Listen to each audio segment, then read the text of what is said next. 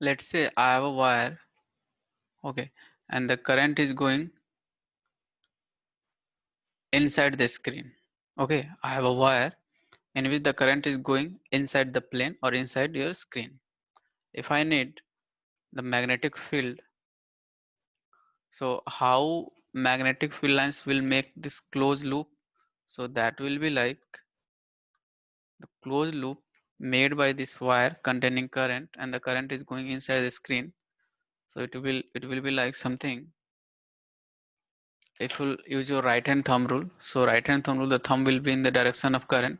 Okay, sorry, the current is coming outward, so dot I have written, so outward of the screen. So you have to like, ये wire है, आप इस wire को अपने right hand में ले, thumb current के direction में करें, तो आपको जो कर्ल फिंगर देगा वो आपको मैग्नेटिक फील्ड का लूप दे देगा या मैग्नेटिक फील्ड का डायरेक्शन दे देगा.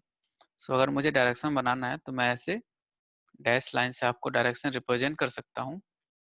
ओके, और लेट्स से अगर मैं इस पॉइंट पे या किसी इस पॉइंट पे अगर आपसे मैं डायरेक्शन पूछूं, तो डायरेक्शन जो होगा इन पॉइंट्स पे, ठीक है, आप जब right hand thumb rule use करोगे तो इस साइड का कुछ डायरेक्शन आपको दिखेगा.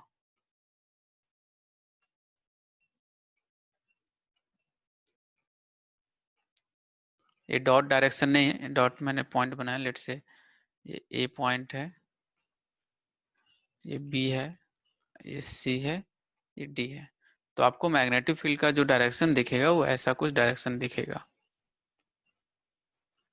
हर एक पॉइंट्स पे. Is it clear to everyone?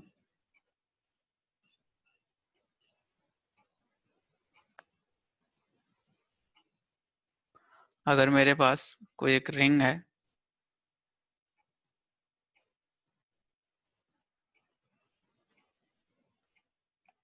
ऐसा कोई एक रिंग है, ठीक है, डैश का मतलब क्या हुआ कि वो वाला पार्ट अंदर है और ये वाला पार्ट बाहर है. और लेट्स से ये रिंग है और इसमें करंट अगर फ्लो कर रही है इस डायरेक्शन में,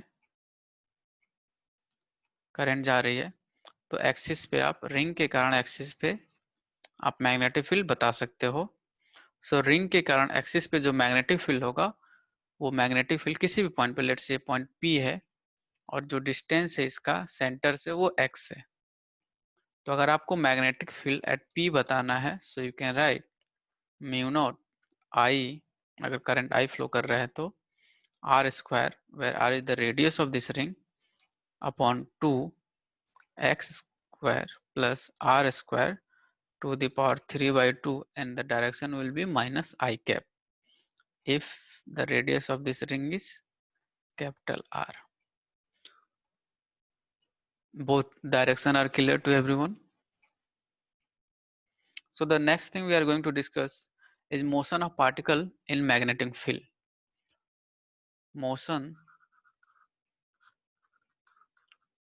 in यूनिफॉर्म मैग्नेटिक फील्ड की बात करेंगे हम लोग. यूनिफॉर्म मैग्नेटिक फील्ड, ठीक है. सो यूनिफॉर्म मैग्नेटिक फील्ड में मोशन कैसा होता है वो हम लोग देखते हैं.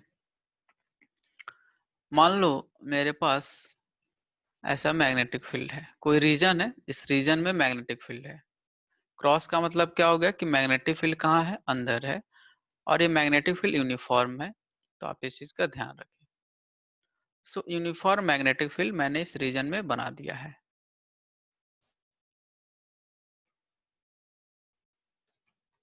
ओके, अगर मेरे पास कोई चार्ज पार्टिकल है, कोई चार्ज पार्टिकल है, लेट्स से क्यू, इसको मैंने एक v वेलोसिटी से इस मैग्नेटिक फील्ड में फेंक दिया. मैग्नेटिक फील्ड कहाँ था, इनसाइड द प्लेन था. मैंने उस इनसाइड प्लेन में किसी चार्ज पार्टिकल को फेंक दिया. क्लियर है? तो इस पे जो फोर्स लगता है, ये एक्सपेरिमेंटेड है, जो इस पे फोर्स लगता है, इसका जो मोशन देखा गया वो मोशन इसका कुछ ऐसा हुआ. इसका मोशन ऐसा हो रहा था इस डायरेक्शन में. तो ये सर्कुलर लूप बन जा रहा था कि मेरे पास कोई एक सेगमेंट में मैग्नेटिक फील्ड मैंने सेटअप किया है और चार्ज पार्टिकल को जैसे ही मैं उस मैग्नेटिक फील्ड के परपेंडिकुलर फेंका, अगर आपको दिख रहा होगा तो इस चार्ज को मैग्नेटिक फील्ड के परपेंडिकुलर फेंका गया है। तो इस चार्ज पे एक फोर्स लग रहा था और उस फोर्स को देखा गया Q velocity cross magnetic field. Experimented है ये। और जो चार्ज जो अपना पाथ बना रहा था वो सर्कुलर पाथ बना रहा था।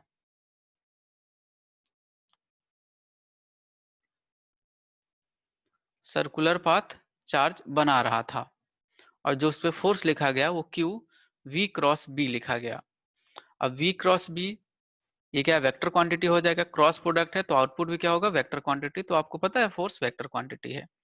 अगर मैं आपसे सिंपल एक डायरेक्शन की बात करूं, लेट से मान लो ये V वेक्टर है और ये मैग्नेटिक फील्ड का वेक्टर है और कोई एंगल थीटा है, तो जब आप V क्रॉस B लिखोगे तो V क्रॉस B का जो डायरेक्शन आएगा, यानी फोर्स का जो डायरेक्शन होगा, सो V क्रॉस B से आप राइट हैंड थंब रूल लगाओ तो आपको डायरेक्शन आउटवर्ड दिख जाएगा।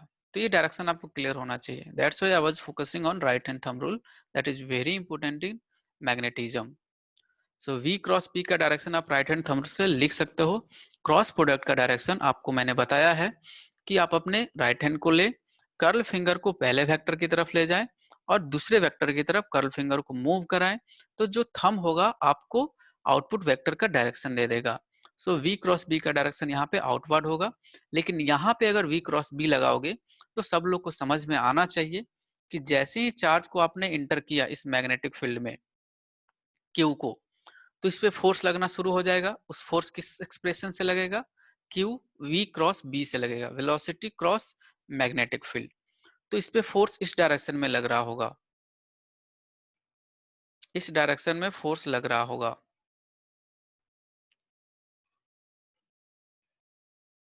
सेंटर की तरफ V क्रॉस B। अब देखे सब लोग V क्रॉस B लगाए, वेलोसिटी वेलोसिटी और क्रॉस B, तो आपको फोर्स का डायरेक्शन दिखेगा। सब लोग अपना डायरेक्शन क्लियर करें। तो जो फोर्स लग रहा होगा इसके सेंटर की तरफ लग रहा होगा। दैट्स वाई लोगों ने देखा कि जो चार्ज पार्टिकल का जो पाथ है वो सर्कुलर पाथ आ रहा है। Is it clear to everyone? तो जो पाथ होगा चार्ज को जब भी आप मैग्नेटिक फील्ड में रिलीज करोगे, कैसे रिलीज करो आप ध्यान रखें सब लोग, परपेंडिकुलरली मैंने रिलीज किया है। तो इस पे जो फोर्स लग रहा होगा Q V क्रॉस B से फोर्स लग रहा होगा और जो इसका पाथ होगा वो सर्कुलर पाथ होगा। तो यहाँ पे सारी की सारी सर्कुलर मोशन की कहानी आएगी। सर सर्कुलर मोशन है तो स्पीड कांस्टेंट होगा, वेलोसिटी हर एक मूवमेंट पे चेंज होगी because the direction of velocity is changing in circular motion.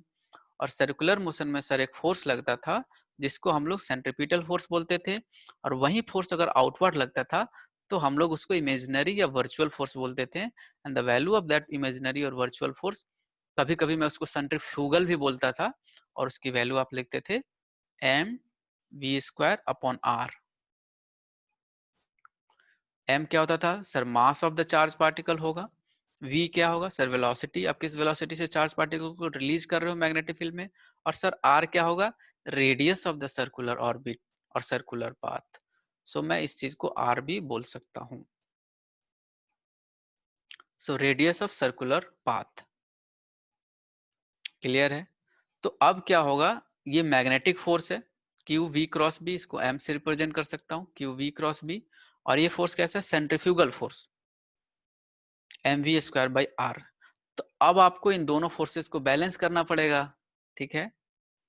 तो जैसे ही आपने मैग्नेटिक फोर्स और सेंट्रीपिटल फोर्स या सेंट्रीफ्यूगल फोर्स को बराबर करोगे तो बहुत सारी कंडीशंस आपको दिखेगी। क्लियर है? एक और बात मैं आपसे यहाँ पे डिस्कस करना चाहूंगा। देखिए, जो मैग्नेटिक फोर्स है, जो मैग्नेटिक फोर्स है वो वेलोसिटी के भी परपेंडिकुलर रहेगा और मैग्नेटिक फील्ड के भी परपेंडिकुलर रहेगा, क्योंकि क्रॉस प्रोडक्ट का जो भी आउटपुट आता है वो दोनों इनपुट वेक्टर पे परपेंडिकुलर होता है। तो फोर्स और वेलोसिटी आपस में परपेंडिकुलर हैं दोस्त। तो आपको ध्यान हो कि फोर्स और वेलोसिटी जब आपस में परपेंडिकुलर हैं तो इस फोर्स का जो वर्क डन होगा, work done of this magnetic force, work done of magnetic force is zero. इस जो मैग्नेटिक फोर्स का वर्क डन होगा वो 0 होगा, क्योंकि वेलोसिटी के परपेंडिकुलर है। तो पावर जो रिलीज कर रहा होगा ये मैग्नेटिक फोर्स वो 0 होगा, एफ डॉट वी 0, cos 90 0 बना देगा। या आप ऐसे भी समझ सकते हो कि जब आप सर्कुलर मोशन को आपको पढ़ाया जाता था, तो जो भी सेंट्रल फोर्स होता था, सेंट्रीफ्यूगल या सेंट्रीपिटल फोर्स, उसका वर्क डन 0 होता था, क्योंकि वो फोर्स डिस्प्लेसमेंट का हमेशा परपेंडिकुलर होता था। So this is very important point, कि जो मैग्नेटिक फोर्स होता है उसका वर्क डन इस चार्ज पार्टिकल के पाथ के लिए क्या हो जाएगा, 0 रहेगा। ये मैग्नेटिक फोर्स कोई वर्क डन नहीं करेगा। सो वर्क डन अगर नहीं कर रहा है तो चार्ज की काइनेटिक एनर्जी को इंक्रीज नहीं कर सकता है ये। अगर इस मैग्नेटिक फोर्स का वर्क डन 0 है, सो ये मैग्नेटिक फोर्स चार्ज पार्टिकल के काइनेटिक एनर्जी को वर्क डन इंक्रीज नहीं कर सकता है, क्योंकि वर्क डन 0 है, तो एनर्जी दे ही नहीं सकता ये force. That's why we say that कि जो मैग्नेटिक फील्ड होती है, ध्यान से समझे इस चीज को, जो मैग्नेटिक फील्ड होती है वो सिर्फ और सिर्फ चार्ज पार्टिकल के पाथ को या डायरेक्शन को बदल सकती है, ना कि उसके एनर्जी को। मैं फिर से आपके लिए बोल रहा हूं कि जो मैग्नेटिक फील्ड होती है या मैग्नेटिक फोर्स जो है, मेरे पास मैग्नेटिक फील्ड है, उसमें मैंने एक चार्ज पार्टिकल को रिलीज किया, तो मैग्नेटिक फील्ड क्या करेगी, चार्ज पार्टिकल की डायरेक्शन को चेंज कर सकती है, उसके मैग्नीट्यूड को नहीं चेंज कर सकती है, या उसके काइनेटिक एनर्जी को चेंज नहीं कर सकती है। ये बात आपको अपने शब्दों में लिखना पड़ेगा कि magnetic field can change only direction of charge, direction of charge particle आप लिख सकते हैं। Magnetic field can change only direction of charge particle, not kinetic energy और नॉट इट्स एनर्जी। कि जो मैग्नेटिक फील्ड होती है वो चार्ज के केवल डायरेक्शन को चेंज करेगी, उसके एनर्जी को चेंज नहीं कर सकती है। ये काफी इंपॉर्टेंट पॉइंट है। क्यों? क्योंकि वर्क डन, जो मैग्नेटिक फोर्स का वर्क डन है वो 0 है, क्योंकि मैग्नेटिक फोर्स हमेशा डिस्प्लेसमेंट के परपेंडिकुलर है, या आप बोल सकते हो वेलोसिटी के परपेंडिकुलर है, तो पावर उसका 0 आ रहा होगा। तो मैग्नेटिक फोर्स क्या लग रहा होगा उस चार्ज पार्टिकल पे, क्यू वी क्रॉस बी। और जो सेंट्रीपिटल फोर्स लग रहा होगा या सेंट्रीफ्यूगल फोर्स जो आप आउटसाइड बोल सकते हो, वो क्या होगा, M B square by R. दोनों फोर्सेस को बैलेंस होना जरूरी है, नहीं तो वो सेंटर के में चार्ज एंटर कर जाएगा। तो पाथ बनाने के लिए दोनों फोर्सेस बैलेंस होंगे। तो अगर मैं इन दोनों फोर्सेस को बैलेंस करूं, जो मैग्नेटिक फोर्स है आपका और जो आपका सेंट्रीपिटल या सेंट्रीफ्यूगल फोर्स है, इसको मैं बैलेंस करूं, तो मैग्नेटिक फोर्स आपने बैलेंस किया Q V क्रॉस B, और जो ये सेंट्रीफ्यूगल फोर्स है M V square upon R. R क्या है यार, रेडियस ऑफ सर्कुलर पाथ।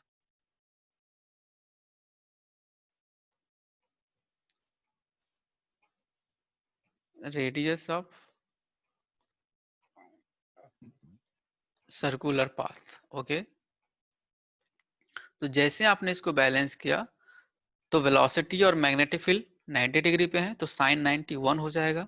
तो इसको मैं क्यू वी बी लिख सकता हूँ, और इसको M V square upon R लिख सकता हूँ। सो ये वेलोसिटी से वेलोसिटी कैंसिल आउट होगा। सो जो आर आएगा वो आ जाएगा M V upon Q B. So radius of circular orbit जो आएगा, सर्कुलर पाथ क्या आ जाएगा, mass into velocity of charge divided by charge into magnetic field. These relations are very important, so you have to keep in mind. So radius in magnetic field क्या हो जाएगा, m into v upon qb। m क्या है sir, mass of charge particle, v क्या है, velocity of the charge particle, q क्या है, charge particle का मैग्नीट्यूड, और b क्या है, मैग्नेटिक फील्ड का मैग्नीट्यूड। ओके, सो ये रेडियस ऑफ आ जाएगा उस सर्कुलर पाथ का। ठीक है, लेट से मान लो यहाँ पे मैग्नेटिक फील्ड है ऐसे,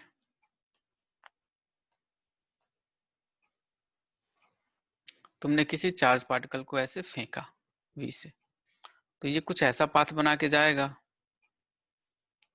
सर्कुलर पाथ ऐसे बना के निकलेगा। तो इसका जो रेडियस होगा, इस सर्कुलर पाथ का अगर रेडियस तुम्हें निकालना है, तो रेडियस तुम डायरेक्ट निकाल सकते हो। अगर इसका मैग्नेटिक फील्ड b है तो मास है इस चार्ज पार्टिकल का अगर m और q मैं बोल दूं, so m into V upon Q into B. ठीक है, तो डायरेक्ट तुम radius of this circular path निकाल सकते हो।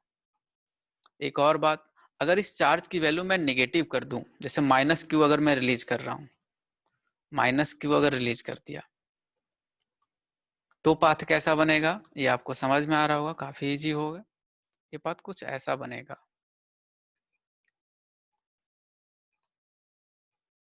ऐसा क्यों बनेगा, रेडियस अभी भी वही रहेगा आर। ये पाथ ऐसा क्यों बनेगा आपको समझ में आ रहा होगा, क्योंकि v क्रॉस b करोगे तो फोर्स ऊपर लग रहा है, लेकिन q के कारण, q क्या है माइनस है, तो फोर्स रिवर्स हो जाएगा। जब आप फोर्स लिखोगे मैग्नेटिक फोर्स, तो q v क्रॉस b लिखा आपने, अब q क्या इस बार नेगेटिव है, तो माइनस q जैसे ही रखोगे ये v क्रॉस b हो जाएगा। तो अब फोर्स की वैल्यू क्या हो जाएगी, नेगेटिव डायरेक्शन में हो जाएगी, तो सर्कुलर आर्क नीचे की तरफ बनेगा। तो इस बात का आप ध्यान रखना कि जो यहाँ पे q रहता है, q को आप डायरेक्शन के साथ भी लिखना रहता है, क्योंकि most of the time will deal with electron, तो बच्चे गलती करते हैं वहां पे। तो आपको ये चीज ध्यान रखना पड़ेगा कि जो q होता है उसका आपको माइनस और प्लस साइन में लिखना पड़ेगा। माइनस है तो सर्कुलर आर्क केवल डायरेक्शन का और डायग्राम का डिफरेंस आएगा, मैग्नीट्यूड वाइज सारी वैल्यूज वैसे ही रहेगी।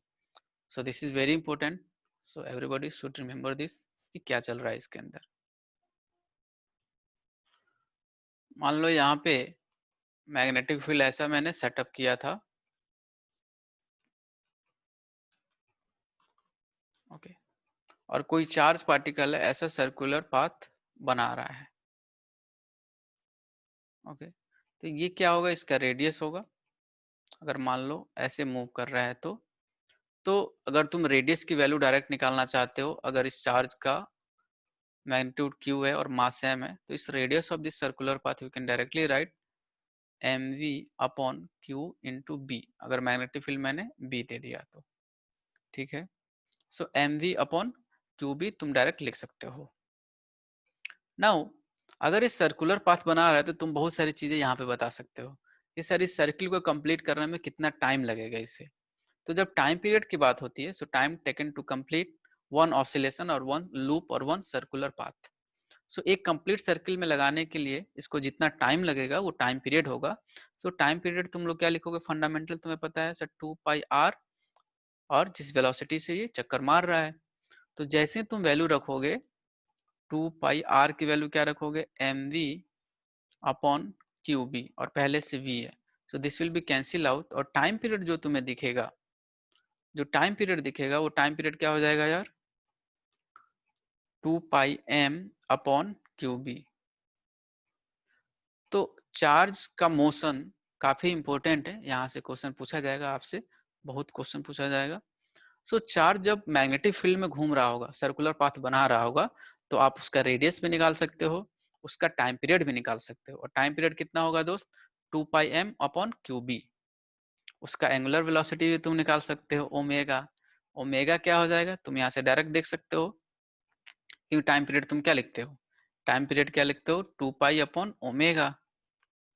तो ओमेगा यहाँ से देख सकते हो डायरेक्ट, ओमेगा क्या हो जाएगा सर, ओमेगा मतलब क्या होता है, एंगुलर वेलोसिटी, जो कि तुम direct Q B upon M लिख सकते हो, यहाँ से देख के कंपेयर करके भी लिख सकते हो।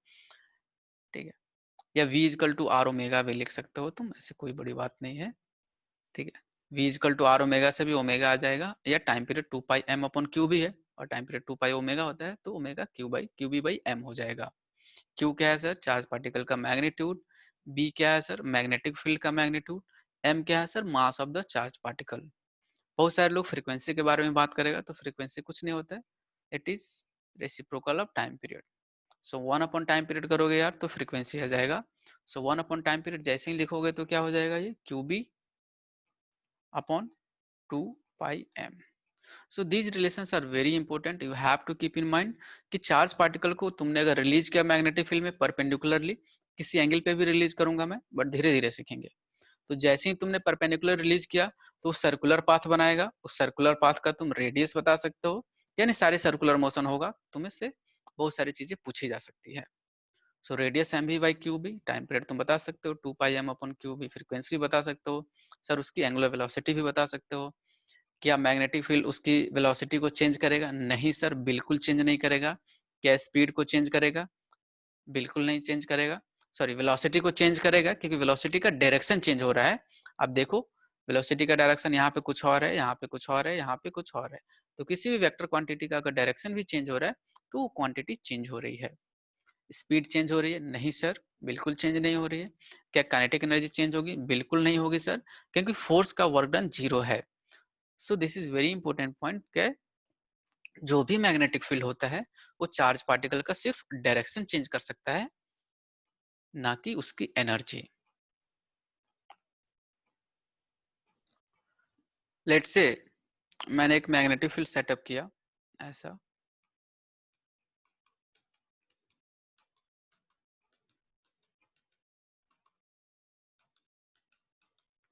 ऐसा मैंने एक मैग्नेटिक फील्ड सेटअप कर दिया, ठीक है। और दो पाथ मैंने बनाया, एक पाथ ये है और एक पाथ ये है, ठीक। Like the diagram is not relevant, so like एक सेकेंड में आपके लिए फिर से बना रहा हूँ।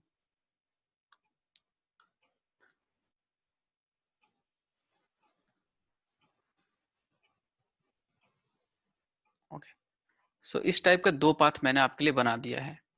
लेट्स से इस सर्कुलर आर्क का चार्ज मूव कर रहा है। सो इस सर्कुलर आर्क का रेडियस r1 है और इसका टाइम पीरियड t1 है। और इस सर्कुलर आर्क का जो रेडियस क्या है, r2 है और इसका टाइम पीरियड t2 है। दो चार्ज पार्टिकल थे, ठीक है, मैंने उनका आपको पाथ बनाया है। तो अगर मैं पूछूं कि आप t1 और t2 में रिलेशन बताइए, क्या रिलेशन है, कौन बड़ा कौन छोटा, या बराबर होंगे या नॉट डिफाइंड, तो आप मुझे रिलेशन बताइए, दोनों टाइम पीरियड में क्या रिलेशन है। सो देखिए, T1 और T2 का जब आप रिलेशन देखोगे तो आपको पता है ऐसा टाइम पीरियड क्या होता है, 2 पाई अपॉन ओमेगा। ओमेगा सबके लिए सेम है। ओमेगा क्या होता था दोस्त? ओमेगा होता था कि एंगुलर डिस्प्लेसमेंट किस रेट से चेंज हो रही है। Omega was D theta by D T. So D theta by D T is same for both the path, both circular path. So T1 upon T1 और T2 में क्या relation होगा, दोनों बराबर होंगे। ओके, नहीं तो आप ऐसे भी देख सकते हो कि रेडियस से आप भी देख सकते हो, रेडियस क्या होता है, M V upon Q B, तो वहां से भी देख सकते हो। Okay, let's say I have a simple question, I have a Cartesian, okay, and the velocity of the charge particle is minus v naught I cap, and the magnetic field I have set up in j cap minus B naught J cap. तो यानी आप charge की velocity इधर दे रहे हो और इसकी magnetic field कहाँ है, इधर है। ओके, ये आपको पता है एक्सिस सारा, जे कैप माइनस जे कैप, ये आई कैप और ये माइनस आई कैप। तो अगर मैं आपसे पूछूं कि आप मुझे बताओ find radius and coordinate of centre, आप इस चार्ज पार्टिकल क्या होगा, सर्कुलर पाथ बनाएगा, आप उसका रेडियस बताएं and coordinate of centre, coordinate of centre. उस चार्ज पार्टिकल का आप चार्ज ले ले, क्यू और एम ले ले, यहाँ से रिलीज किया है मैंने। तो आप बताएं मुझे रेडियस और कोऑर्डिनेट ऑफ सेंटर।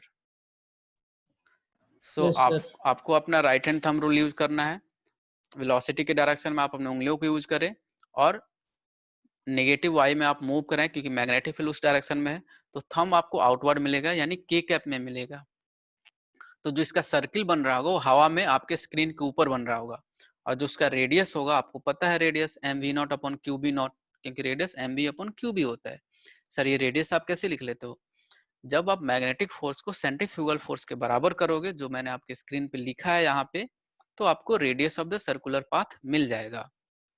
और वो रेडियस कहाँ लाई करेगा, इसका सेंटर हवा में आपका बन रहा है सर्किल, तो उसके जेड एक्सिस पे होगा क्योंकि जेड में आपका सर्किल बन रहा है। तो सेंटर अगर मुझे शो करना है, so O comma O M B naught upon Q B naught, मैं इसका सेंटर शो करूंगा। Is it clear to everyone? समझेंगे सब लोग। So I have a question कि लेट्स से मेरे पास जो वेलोसिटी ऑफ द चार्ज दिया गया है वो दिया गया है वी नॉट जे कैप में, और जो मैग्नेटिक फील्ड दिया गया है वो दिया गया है के कैप में। ठीक है, आई जे के आपको पता होगा। तो आपको रेडियस बताना है इस चार्ज पार्टिकल का। Find radius and coordinate of circle, coordinate of centre, radius and coordinate of centre.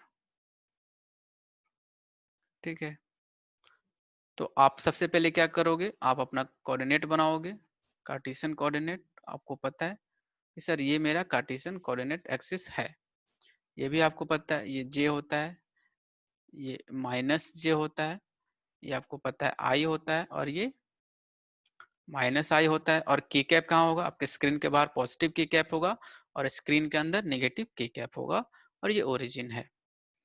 Clear है दोस्तों? अब देखें, इस चार्ज पार्टिकल का आप Q और M ले ले by default. Q charge particle का मास M है और Q उसका चार्ज है। तो जैसे ही आपने इस चार्ज पार्टिकल को इस डायरेक्शन में वेलोसिटी दिया, ठीक है, तो आप अगर डायरेक्शन देखोगे सो V क्रॉस B करोगे, इस पे फोर्स लगना शुरू करेगा। मैग्नेटिक फोर्स क्या लगेगा यार, इस पे मैग्नेटिक फोर्स जो लग रहा होगा वो Q V क्रॉस B से मैग्नेटिक फोर्स लग रहा होगा। तो अगर आप देखोगे मैग्नेटिक फोर्स का डायरेक्शन तो आई कैप आएगा। मैग्नेटिक फोर्स का अगर मैं आपसे मैं केवल डायरेक्शन बात करूं तो वो आई कैप आएगा। सो आप सब लोग को पता होगा कि फोर्स का जो डायरेक्शन आ रहा होगा, मैग्नेटिक फोर्स का डायरेक्शन वो आई कैप में आ रहा होगा। और जो इसका पाथ बन रहा होगा, लेट से कुछ ऐसा, मैंने एक पाथ बना दिया पर्टिकुलर ऐसा। सो ये सर्कुलर पाथ मैंने एक बना दिया है, कोई मजाक नहीं उड़ाएगा, सर्कुलर पाथ एज्यूम कर लेना। ठीक है, ये सर्कुलर पाथ इसका होगा। ओके, जो इसका रेडियस होगा, तुम्हें पता है इसका रेडियस या इसका कोऑर्डिनेट तुम बता सकते हो। इसका कोऑर्डिनेट क्या होगा सर, सिंपल है कोऑर्डिनेट, इसका कोऑर्डिनेट एक्स एक्सिस पे होगा। सो एम वी नॉट, अगर इसका कोऑर्डिनेट तुम्हें पता करना है तो क्या लिखोगे, M V naught upon Q V naught 0,0। तो इसका रेडियस होगा, और रेडियस तुम्हें तो इजी है, रेडियस तो सर क्या है, ये लो radius M V naught upon Q V naught. Sir ये रेडियस कैसे है, मैंने मैग्नेटिक फोर्स और सेंट्रीफ्यूगल फोर्स को बराबर कर दिया, और इसका पाथ कुछ ऐसा आ रहा होगा मोशन के साथ। तो ये मैंने तुम्हें दिखा दिया, इसका कोऑर्डिनेट बता दिया तुम्हें। मान लो मेरे पास, क्या यहाँ तक सब लोगों को क्लियर है? जब मैंने कोऑर्डिनेट इसका निकाल लिया सेंटर का कि M B naught upon Q B naught, और 0,0 होगा क्योंकि एक्स एक्सिस पे इसका सेंटर होगा। मान लो मेरे पास कोई पॉइंट है ये, और इस पॉइंट का कोऑर्डिनेट है एक्स कॉमा वाई, और ये जो कोऑर्डिनेट है, ठीक है, लेट से ये रेडियस तुम्हें पता है, ये रेडियस होगा इस पाथ का, किसी थीटा पे लाई कर रहा है। अगर मैं पूछूं यार तुमसे कि कोई पॉइंट है एक्स कॉमा वो कोऑर्डिनेट है स्पेस में, तुम एक्स कॉमा वाई की वैल्यू मुझे बताओ, और एक्स कॉमा वाई कहाँ है, सेंटर से एंगल थीटा पे ऐसे बना के वो दे देगा तुम्हें। तो एक्स कॉमा वाई मैं निकाल सकता हूँ दोस्त, देखे कैसे निकालूंगा मैं आपके लिए। ये आपको पता है इसका रेडियस आर है, तो जैसे आप क्या करोगे, इस आर का कंपोनेंट ले लोगे। तो आर का जैसे आपने एक कंपोनेंट लिया, तो ये कंपोनेंट क्या बनेगा, आर कॉस थीटा, और ये कंपोनेंट जो इसका y बनेगा, ये क्या बनेगा, आर साइन थीटा। तो रेडियस का एक कंपोनेंट आर कॉस थीटा होगा और आर साइन थीटा होगा। तो y कोऑर्डिनेट तो आप आसानी से लिख दोगे कि सर y कोऑर्डिनेट देखो, y कोऑर्डिनेट क्या होगा, आर साइन थीटा, ये y कोऑर्डिनेट होगा। और x कोऑर्डिनेट आपको थोड़ा सा संभल के लिखना पड़ेगा, क्योंकि x कोऑर्डिनेट क्या होगा, इसका जो रेडियस है, यही रेडियस है इसका, तो रेडियस में से ये आपको r cos थीटा माइनस करना पड़ेगा, ये इसका x कोऑर्डिनेट होगा। It should be very clear to everyone कि x कोऑर्डिनेट जो होगा, ये टोटल डिस्टेंस यहाँ से यहाँ तक रेडियस है, जो कि आपने M B naught upon Q B naught निकाल लिया है, उसमें से अगर ये r cos थीटा माइनस कर दोगे तो आपको x कोऑर्डिनेट दिखेगा। This is very important. So r minus r cos theta will be coordinate for x axis and y is equal to r sin theta will be coordinate for y axis. Now आपको पता है कि जो भी circular motion हो रहा है तो आपको सर्कुलर मोशन की कहानी पता है.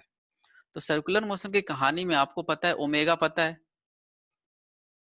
ठीक है, और theta is equal to omega T भी लिख सकते हैं हम लोग. सर्कुलर मोशन की कहानी है angular displacement is equal to angular velocity into time. So इस थीटा को कवर करने के लिए ओमेगा तो सेम होगा, कोई टाइम टी लग रहा होगा, so theta is equal to omega T ले सकता हूँ.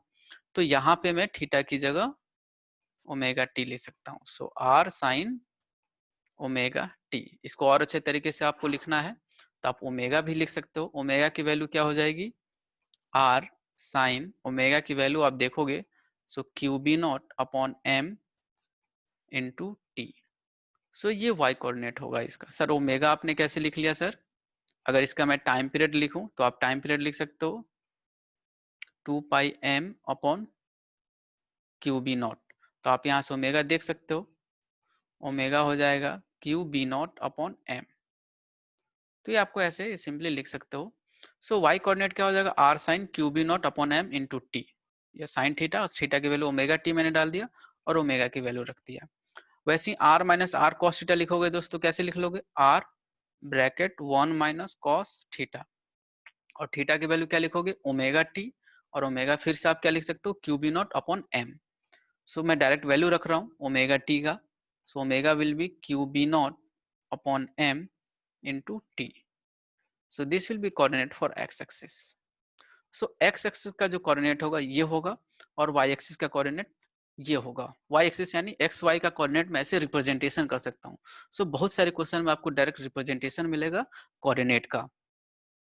तो कोऑर्डिनेट का रिप्रेजेंटेशन मैं इस पाथ के लिए ऐसा कर सकता हूँ. क्या ये सब लोगों को समझ में आया? Let's say I have another question.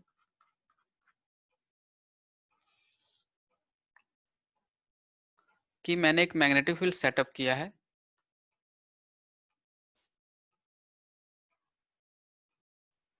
ऐसे, ओके. इस साइड मेरा मैग्नेटिक फील्ड सेटअप है, यहाँ पे क्रॉस मतलब मैग्नेटिक फील्ड अंदर है. यहाँ पे एक चार्ज पार्टिकल है, मैंने उसको v वेलोसिटी से फेंक दिया इस मैग्नेटिक फील्ड में, m और q है, ओके.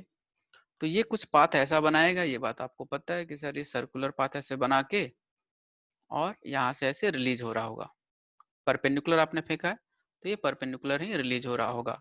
किस वेलोसिटी से, v वेलोसिटी से, क्योंकि मैग्नेटिक फील्ड सिर्फ और सिर्फ इसका डायरेक्शन चेंज कर सकती है, वेलोसिटी के मैग्नीट्यूड को नहीं चेंज कर सकती है, क्योंकि चेंज कर देगी तो काइनेटिक एनर्जी का चेंज हो जाएगा जो कि पॉसिबल नहीं है मैग्नेटिक फील्ड के लिए, ठीक है. तो अगर मैं आपसे पूछूं find time taken when it ejects from magnetic field, आपको टाइम बताना है. Find time taken by charge particle या by charge, time taken by charge particle to eject from magnetic field. जब मैग्नेटिक फील्ड के इफेक्ट से बाहर आएगा तो कितने टाइम के बाद बाहर आएगा, ये आपको बताना है. Yes sir. तो मुझे अगर टाइम पीरियड लिखना है तो आप सिंपल लिख सकते हो, देखो सर अगर कंप्लीट सर्किल रहता है तो मैं time period 2 pi M upon Q भी लिखता, लेकिन इसका टाइम पीरियड सर हाफ हो जाएगा क्योंकि हाफ सेमी सर्कुलर है, तो ये टाइम पीरियड पाई एम अपॉन क्यू भी हो जाएगा. सर मैं ऐसे भी सोच सकता हूँ सर, सर ये इसका सेंटर होगा तो रेडियस मेरे को पता है, तो इस सेंटर पे जो एंगल बना रहा होगा ये पाई होगा. तो मैं सर आपने जो सर एस एच एम पढ़ाया था मैं उसका यूज करूंगा. Theta is equal to omega T. Theta कितना है सर, कितना एंगल बना रहा है, पाई, और ओमेगा सर पता है मेरे को Q B by M into T. तो सर इसको टाइम पता है कितना लगेगा, ये टाइम इसको लगेगा pi M upon Q B. तो यहाँ से भी आप देख सकते हो. क्लियर है क्या? मैं इसको प्रीफर इसलिए करता हूँ क्योंकि इसमें मुझे दिखना नहीं है कि सेमी सर्कुलर या क्वार्टर सर्किल है. So this is fundamental thing जो कि मैंने आपको सिखाया था और होप कि आप लोग को ये ध्यान होगा. क्या क्लियर है? मैंने आपको जब फेजर पढ़ा रहा था एसएचएम में तो मैंने काफी इस पे चर्चा किया था आपके साथ. Yes now sir. Now let's say next question. I have another question. So ये चार्ज पार्टिकल था, मैंने किसी 30 डिग्री एंगल पे इसको रिलीज किया मैग्नेटिक फील्ड में। क्लियर है? अब आपको पता है कि यहाँ पे तो सेंटर नहीं होगा सर, सेंटर कहीं यहाँ पे होगा। और जब आप इसको ज्वाइन करोगे तो आपको सारी चीजें दिखेगी। इस चार्ज पार्टिकल का सेंटर कहीं यहाँ पे होगा। जो भी चार्ज पार्टिकल होगा वो अपना सर्कुलर आर्क बना रहा होगा, उसका सेंटर यहाँ पे होगा। तो आपको ये एंगल निकालना है। और जैसे ही आपको ये एंगल पता चल जाएगा थीटा, तो आप theta is equal to omega T लिखोगे और आपको टाइम दिख जाएगा। This is the fundamental thing that you have to learn for this type of questions. तो देखिए मैं आपके लिए दिखा रहा हूँ, ये 30 डिग्री है सर, तो ये एंगल आपको 90 डिग्री होगा। जिन लोगों को नहीं पता है 90 डिग्री नहीं होगा, आई थिंक सबको पता होगा कि रेडियस क्या होता है, अपने सरकमफ्रेंस पे 90 डिग्री एंगल बनाती है। तो ये एंगल होगा 60 डिग्री। और आप देखेंगे तो ये एंगल कितना आ जाएगा, 60 डिग्री। ओके, अगर ये 60 है तो ये 90 होगा। ठीक है, और ये 60 है तो आप सिमिलरिटी से आप बता सकते हो कि ये रिलीज हो रहा होगा, सो ये 30 डिग्री पे रिलीज हो रहा होगा। तो ये एंगल 60 डिग्री होगा, दैट्स वाई 60 और 30 90 बना रहे होंगे। और ये 60 है तो ये एंगल कितना बना रहा होगा, ये 30 डिग्री होगा। और वहां से ये भी एंगल कितना आ जाएगा, 60 डिग्री। तो इसमें आपको एंगल देखना था सिर्फ। तो 60 डिग्री और 60 डिग्री 120 एंगल। सो 120 को मैं 2 पाई बाई 3 लिख सकता हूँ। ठीक है, 2 पाई बाई 3 लिख सकता हूँ। 2 पाई बाई 3 लिख सकता हूँ और इसको मैं फिर सो मैं theta equal to omega T लिखूंगा। ओमेगा आपको पता है sir, Q B upon M, और ये टी हो जाएगा। तो यहाँ से अगर टाइम पीरियड आप देखोगे तो 2 pi M upon 3 Q B, ये इतना टाइम लगेगा इस चार्ज पार्टिकल को यहाँ से लेके, लेट से अगर ए पॉइंट बोल दिया, और यहाँ तक का मोशन करने के, इतना इसको टाइम लगेगा। Is it clear to everyone? So ये क्वेश्चन है जिसमें आपको एंगल ऑफ डेविएशन बताना है और कितना टाइम लगेगा इस चार्ज पार्टिकल को इस मैग्नेटिक फील्ड से बाहर आने में। तो आप पहले थीटा निकालना, थीटा निकल जाएगा, आप उसको फिर ओमेगा टी लिख लेना। तो वहां से आपको टाइम दिख जाएगा कि कितना टाइम इसे लगेगा। So now we are going to see combination of electric field and magnetic field. दोनों जब फील्ड अप्लाई किया जाए तो चार्ज का मोशन कैसे होता है, उस चीज को हम लोग समझेंगे। ठीक, देखिए मान लें कि मेरे पास कोऑर्डिनेट है मेरा ये, आप लोग देखें कि मान लो मेरा एक कोऑर्डिनेट है। ठीक है, लेट से इस डायरेक्शन में मैंने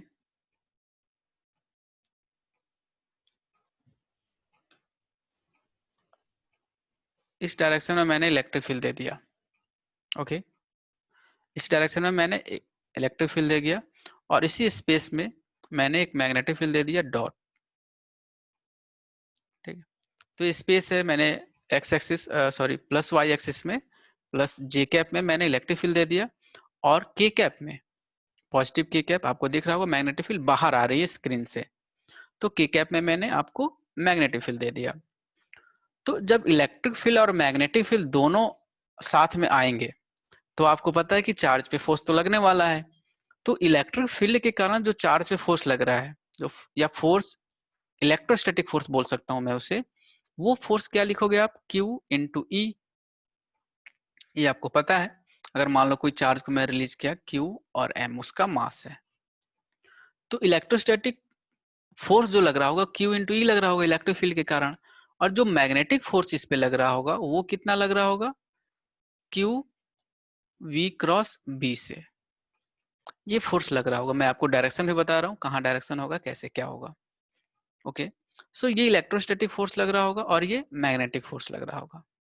अगर मान लो मैंने चार्ज पार्टिकल को ऐसे रिलीज किया, लेट्स इस डायरेक्शन में मैंने रिलीज कर दिया, इस डायरेक्शन में मैंने v वेलोसिटी से दे दिया आई कैप में, ये आपको पता है एक्स एक्सिस से आई कैप है, Cartesian coordinate standard Cartesian. So plus x axis में मैंने इसको वेलोसिटी दे दिया, और प्लस वाई में इलेक्ट्रिक फील्ड है और डॉट आपका मैग्नेटिक फील्ड है। तो आपको फोर्स पता है Q इंटू ई लग रहा होगा जे कैप में, अगर फोर्स का अगर आप डायरेक्शन की बात करोगे तो जे कैप में लग रहा होगा Q इंटू ई। और Q V क्रॉस बी जब आप लगाओगे, इस पे मैग्नेटिक फोर्स लगाओगे तो V क्रॉस बी, तो V क्रॉस बी जब आप लगाओगे इस पे मैग्नेटिक फोर्स, तो आप डायरेक्शन आपको दिखेगा मैग्नेटिक फोर्स का माइनस जे कैप। सब लोग डायरेक्शन को क्लियर करें, मैग्नेटिक फोर्स का डायरेक्शन सब लोग क्लियर करें, क्यू वी क्रॉस बी से माइनस जे कैप आएगा। तो जब इलेक्ट्रिक फील्ड भी हो और मैग्नेटिक फील्ड भी हो, तो जो नेट फोर्स होता है, वो नेट फोर्स अगर आप लिखोगे, ये नेट फोर्स लिख रहा हूं कब, जब इलेक्ट्रिक फील्ड हो और मैग्नेटिक फील्ड हो, तो क्या लिखोगे, Q E plus Q V cross B से ये नेट फोर्स आप लिखोगे। जब इसमें आप कॉमन ले लोगे Q, तो आपको दिखेगा E plus V cross B. ठीक है, तो ये नेट फोर्स हो गया जब आपके पास इलेक्ट्रिक फील्ड और मैग्नेटिक फील्ड दोनों हो। इसी नेट फोर्स को बोला जाता है Lorentz force. Sir Lorentz force क्या है, कोई भी चार्ज पार्टिकल को जब इलेक्ट्रिक फील्ड और मैग्नेटिक फील्ड दोनों साइमल्टेनियसली प्रेजेंट हो, उस रीजन में जब चार्ज पार्टिकल को छोड़ा जाता है तो वो लॉरेंज फोर्स होता है। जब इलेक्ट्रिक फील्ड और मैग्नेटिक फील्ड दोनों साइमल्टेनियसली प्रेजेंट हो, तो चार्ज पार्टिकल पे दोनों फोर्स लगता है, इलेक्ट्रोस्टैटिक फोर्स और मैग्नेटिक फोर्स। और इसी नेट फोर्स को, combination of electrostatic force and magnetic force, Lorentz force बोला जाता है। ये बात सब लोग आप अपने लैंग्वेज में लिख लें, आपसे पूछा जाएगा एनसीईआरटी में, what is Lorentz force, 1 marks में या 2 मार्क्स में। जब electrostatic field magnetic field present होती है साइमल्टेनियसली, तो चार्ज पार्टिकल को जब आप रिलीज करते हैं तो उस पर दोनों फोर्स लगता है, इलेक्ट्रोस्टैटिक और मैग्नेटिक फोर्स। इन दो फोर्स के कॉम्बिनेशन को हम लोग बोलते हैं लॉरेंज फोर्स। और ये लिखने का तरीका है आपके स्क्रीन पे। Is it clear to everyone? आप 10 सेकंड टाइम ले और लिख। सो ये लॉरेंज फोर्स हो गया, नेट फोर्स। अगर इस चार्ज पार्टिकल पे जो नेट फोर्स लग रहा है, इस पर्टिकुलर चार्ज पार्टिकल पे हम लोग बात करें, क्यू ई जे कैप में लग रहा है और जो मैग्नेटिक फोर्स है माइनस जे कैप में लग रहा होगा। तो थोड़ा सा अगर आप डायरेक्शन बता के मैं आपको दिखाऊं, तो इस डायरेक्शन में इसका इलेक्ट्रोस्टैटिक फोर्स लग रहा होगा और नीचे की डायरेक्शन में इसका मैग्नेटिक फोर्स लग रहा होगा। तो अगर मैं इस पे नेट फोर्स जीरो कर दूं, अगर एफ नोट जीरो कर दूं इस पे, अगर इफ जो इलेक्ट्रोस्टैटिक फोर्स है वो मैग्नेटिक फोर्स के बराबर मैं कर दूं, तो देखे क्या आ रहा है, क्यू ई और क्यू बी, बी आप इसे लिख सकते हो। ठीक है, मैग्नीट्यूड की बात कर रहे हैं हम लोग। तो यहाँ से क्यू क्यू कैंसिल करोगे आप, तो आपके पास जो वेलोसिटी दिखेगी इसकी, वो इलेक्ट्रिक फील्ड का magnitude divided by magnetic field का मैग्नीट्यूड आपको दिखेगा। तो ये वेलोसिटी आप यहाँ से डायरेक्ट लिख सकते हो। सो अगर किसी कंडीशन में इलेक्ट्रोस्टैटिक फोर्स और मैग्नेटिक फोर्स बराबर हो गए, तो आपको वेलोसिटी दिख जाएगी। और इस चार्ज पार्टिकल पे अगर नेट फोर्स जीरो है, तो इसका मोशन कैसा होगा, straight line. If net force zero, motion will be straight line.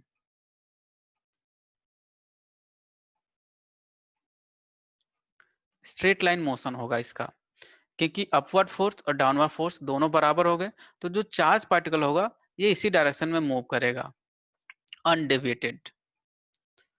तो ये सेटअप किया गया है किसके द्वारा, थॉमसन के द्वारा, जब वो इलेक्ट्रॉन का खोज कर रहा था। तो जब इलेक्ट्रॉन की इन्वेंशन हो रही, तो जे थॉमसन ने ये मॉडल बनाया था कि इलेक्ट्रिक फील्ड रखा, मैग्नेटिक फील्ड रखा, चार्ज को रिलीज किया और उसने वैल्यू चेंज करना शुरू किया।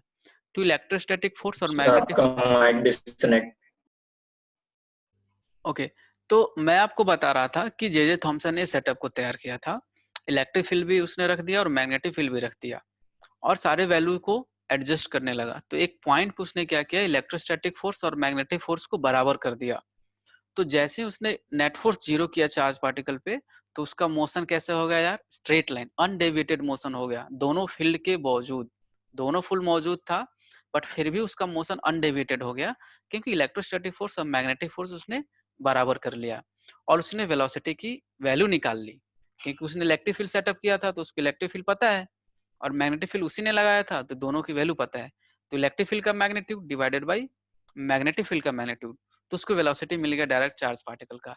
इसी चीज को, इसी कॉन्सेप्ट को हम लोग बोलते हैं वेलोसिटी सेलेक्टर।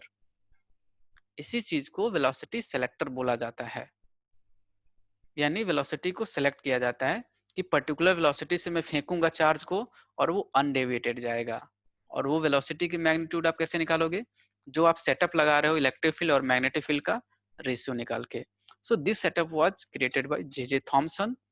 उसके बाद इस सेटअप पे बहुत सारी चीजें रिसर्च हुई, जो कि आप पढ़ते हो, चार्ज अपॉन मास रेशियो भी पढ़ते हो, E/m रेशियो।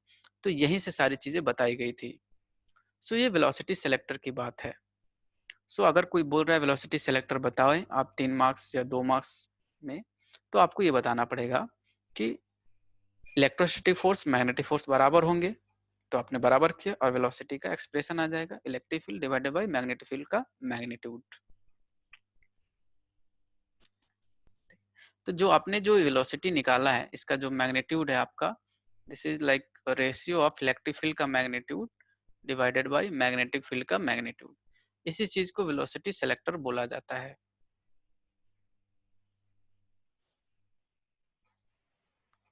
ओके इसी कॉन्सेप्ट का जो यूज किया जाता है वो मास स्पेक्ट्रोमीटर में किया जाता है।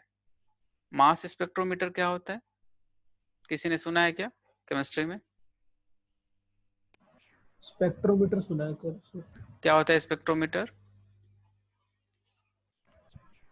लाइट वगैरह के लिए होता है शायद। हाँ, नहीं लाइट के लिए नहीं होता। देखो मास स्पेक्ट्रोमीटर क्या होता है, आपने पढ़ा था आइसोटोप्स। आइसोटोप्स क्या होता था? Same atomic number but different mass number होता था ना। Isotope same atomic number different mass number. तो यस सर। आइसोटोप को सेग्रीगेट करने में मास स्पेक्ट्रोमीटर का यूज किया जाता है। आइसोटोप्स को सेग्रीगेट करने में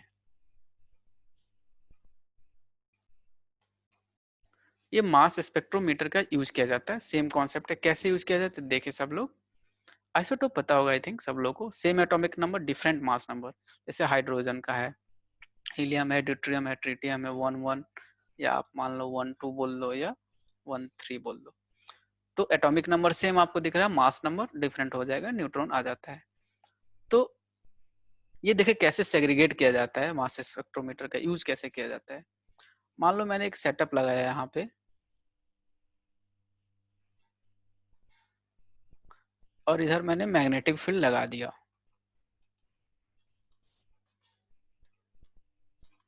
यहाँ पे मैंने मैग्नेटिक फील्ड लगा दिया, ठीक है। अब मेरे पास मान लो दो पार्टिकल हैं, लेट से एक पार्टिकल मैंने ऐसे फेंका और एक पार्टिकल ऐसे फेंका। लेट से मैंने इसको बोल दिया, चार्ज तो सेम मैंने कर दिया Q1 Q1, और मास इसका डिफरेंट होगा M1 और ये M2। मास नंबर क्यों डिफरेंट होगा? क्योंकि मास नंबर डिफरेंट होना चाहिए आइसोटोप्स के लिए। तो जैसे आप मैग्नेटिक फील्ड में इसको रिलीज करोगे, v वेलोसिटी से दोगे, ठीक है, तो लेट से एक का आपको सर्कुलर आर्क ऐसा मिलेगा और एक पार्टिकल का सर्कुलर आर्क कुछ ऐसा मिलेगा आपको।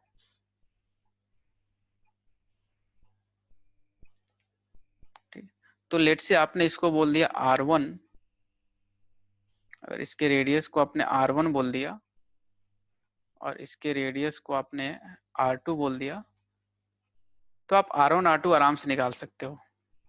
R1 अगर आप निकालोगे तो m v upon Q B, अगर मैग्नेटिक फील्ड बी है तो M V upon Q B, और M1 रखोगे आप, और R2 अगर आपको निकालना है तो क्या लिखोगे? M2 V upon Q B. तो आप यहाँ से सेग्रेट कर सकते हो। कैसे सेग्रेट करोगे यार? आपको पता है ये चीजें क्या है, कांस्टेंट है दोनों पार्टिकल के लिए। वेलोसिटी Q और B सेम चार्ज है, सेम मैग्नेटिक फील्ड और सेम वेलोसिटी से मैंने रिलीज किया है। तो जिसका मास ज्यादा उसका रेडियस ऑफ आर्क ज्यादा होगा, रेडियस ऑफ सर्कुलर पाथ। जिसका मास ज्यादा होगा उसका रेडियस ऑफ सर्कुलर पाथ ज्यादा होगा। तो अलग अलग सेग्रीगेट हो जाएंगे वो। क्या समझ में आ रहा है क्या आप लोगों को? कि अगर M2 ज्यादा हो गया M1 से, तो ऑब्वियसली क्या हो जाएगा, R2 ज्यादा होगा R1 से। तो आपको दिख जाएगा कि दूसरा आइसोटोप जो हेवी आइसोटोप है वो बाहर निकलेगा, अलग रास्ते से निकलेगा, और जिसका मास छोटा होगा वो अलग छोटे छोटे सर्कुलर पाथ बना के निकलेगा। Is it clear to everyone?